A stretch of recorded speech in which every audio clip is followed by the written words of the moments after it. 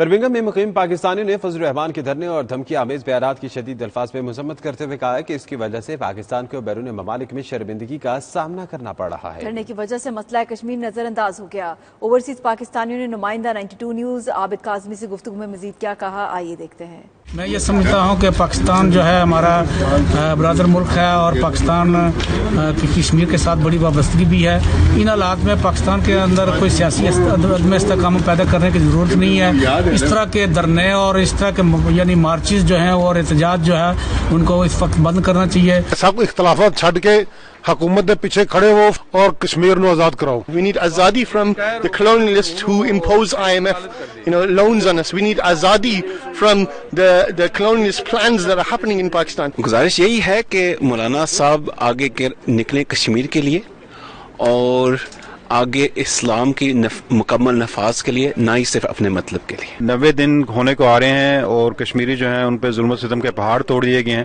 اس مسئلے کا حل یہ ہے کہ ایک ملٹری کا آکوپیشن ہے کشمیر میں اور اس کو ایک ہماری پاکستان کی بہادر افواج جو ہیں اس مسئلے کو حل کر سکتی ہیں۔ آزادی مارچ کے بارے میں یہ ہے کہ ملک کو نقصان نہیں پہنچانا چاہیے اور جتنا پرامن ہو سکے اس کو جس حد بھی لے کے جائیں لیکن امن سے۔ اوورسیز پاکستانی دیکھتے ہیں کہ ہمیں کچھ شرمندگی کے علاوہ کچھ نہیں ہوتا ہے کہ ہماری قوم جس کے لیے ہمارے دل میں بہت درد ہے اس طرح تقسیم ہو رہی ہے۔ مولانا صاحب آپ سے زیادہ ذہین آدمی اور آپ سے زیادہ قابل سیاستدان شاید پاکستان کی تاریخ میں کمی ہو۔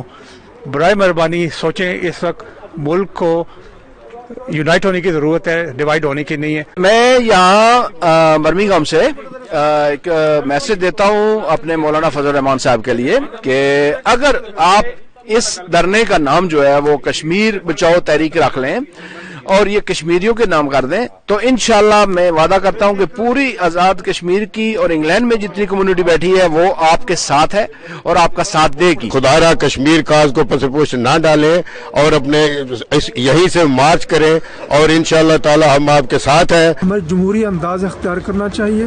جتنے بھی جمہوری لوگ ہیں جس طرح پروٹیسٹ کر رہے ہیں، دھرنا دے رہے ہیں، اس جمہوریت کے مزاج کے خلاف ہے۔